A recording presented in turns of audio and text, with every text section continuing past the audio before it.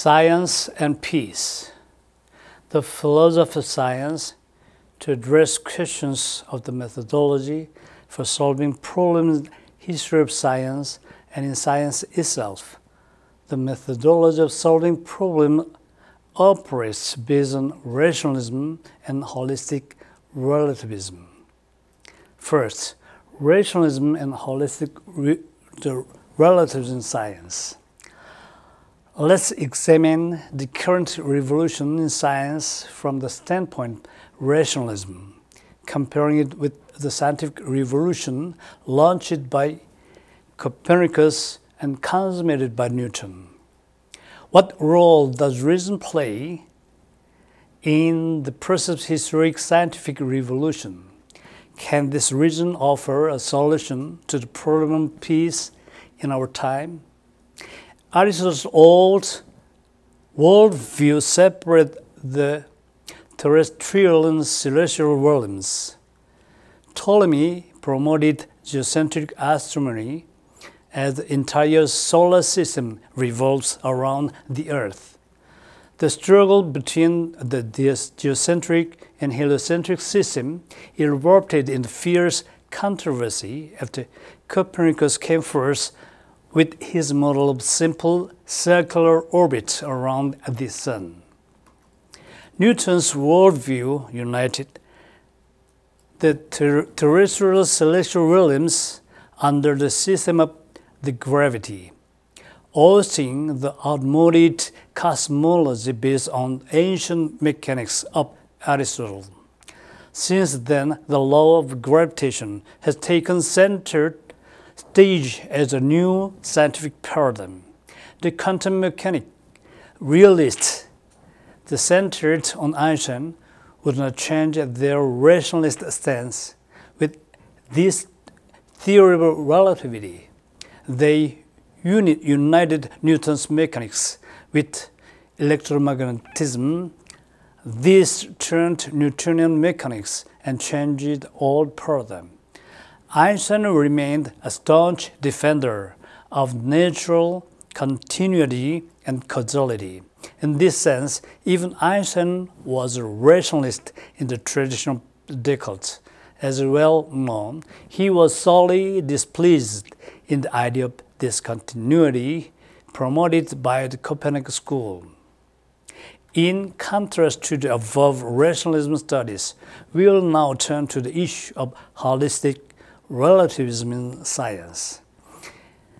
In the Renaissance, Descartes' analytic geometry and mechanism led the world the rationalistic determinism.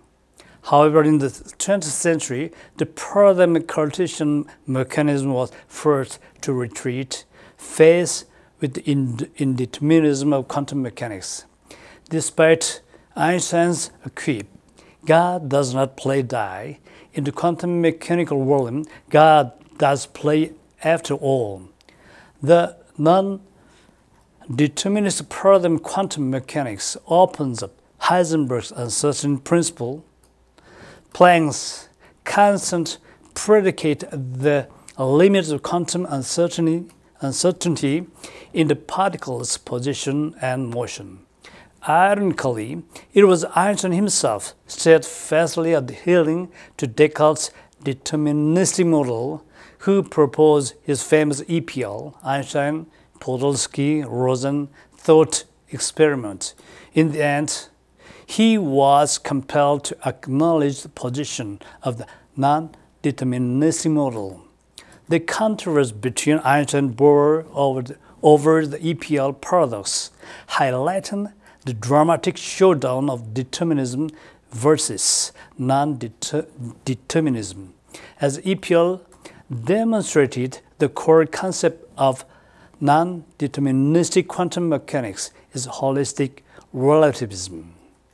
Paradoxically, EPL emerged with the firm conclusion that each unit in system of quantum entities cannot be taken separately. Rather, one particle is not solely independent, but connects with all other particles in the cosmos as one organic whole.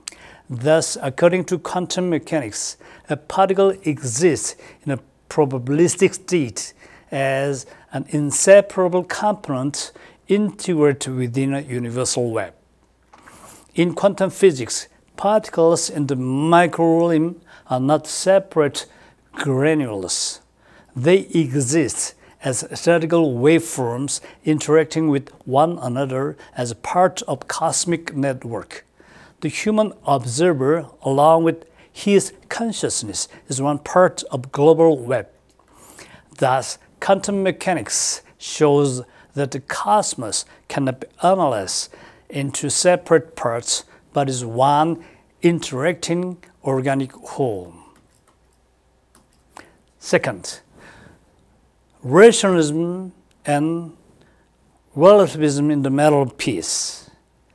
Following the discipline of rationalism in science, as already mentioned above, let's now turn to the issue of rationalism in the matter of peace. Augustine defines peace as orderly tranquility and asserts that such quality naturally stands to reason. Fundamentally, his idea of peace derived from the Pythagorean logos or reason. A superb example of such classical theories of peace, where reason is the subjective operating principle, is Kant's treatise Toward Eternal Peace. The point of departure of the Kant's critical pure reason is indeed science, and his conclusion is world peace. For Kant, peace meant a legal state of affairs founded on morality as a categorical imperative of conscience. Such a lawful society and moral community must be based on free will and practical reason. This practical reason justifies its very existence and at the same time maintains the peace within the legitimate legal system. Here we must point out that there is one vital difference between the natural universe and humankind, namely that the human being alone is endowed with essential moral freedom. To dream of such freedom, to long for and to sustainably obtain it was the final destination of his quest for eternal peace. Kant's philosophy of peace may be equated with reason and amount to none other than the act of the ultimately achieving freedom. Relativism in the matter of peace. Now, following the discipline of holistic relativism in science, as previously mentioned, let's turn to the relativism in the matter of peace. Thomas Kuhn held that scientific progress takes place not through a continuous rational progress, but through discontinuous revolutionary leaps.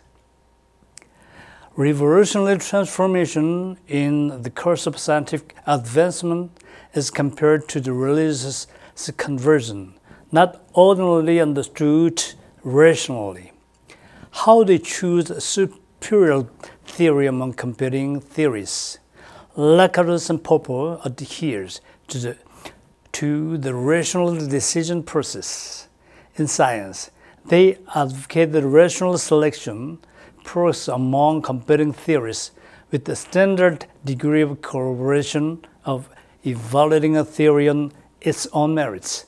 But Kuhn held that there is no standard process for selecting among competing theories on their own merits.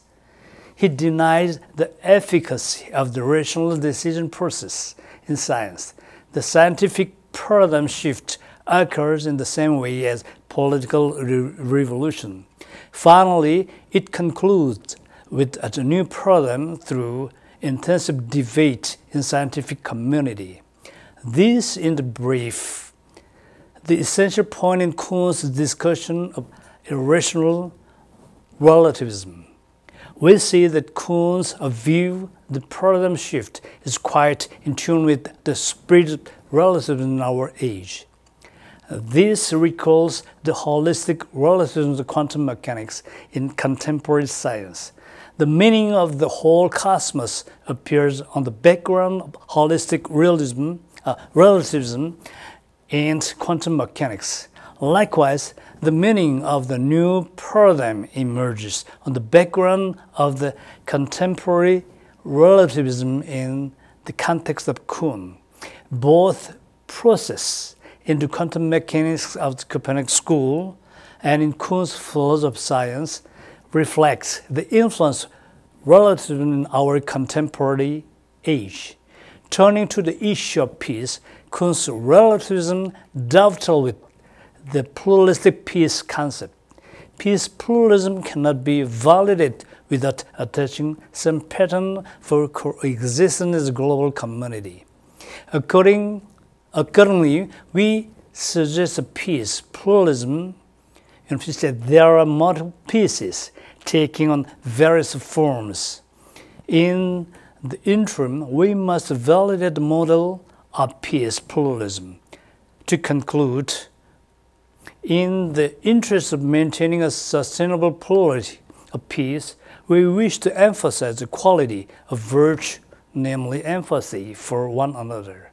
Instead of just concentrating all our empathy on one single other, the search of all-embracing empathy based on relativism can best support peace in the global community.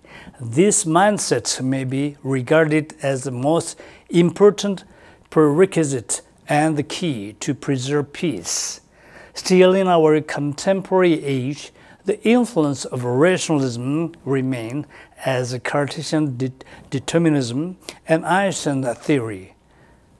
At the same time, we arrive all together at the relativism of quantum mechanics and Kuhn's paradigm in the philosophy of science. The matter of peace, likewise, remains as the greatest challenge before us, with the rational approach and the relative approach in the matter of peace. We see Einstein's rationalism in the science and Kant's rationalistic approach to peace, in contrast to the relativism appealing in contemporary quantum mechanics in the Copernican school and Kuhn's philosophy of science. In this conference, we see traces of Einstein's rational approach even in the presenting a counter-proposal to Einstein's unified field theory. The conference is of utmost importance in resolving the new paradigm of science as well as new paradigm of peace. The presentation of this new model marks the greatest milestone toward world peace. Thank you very much.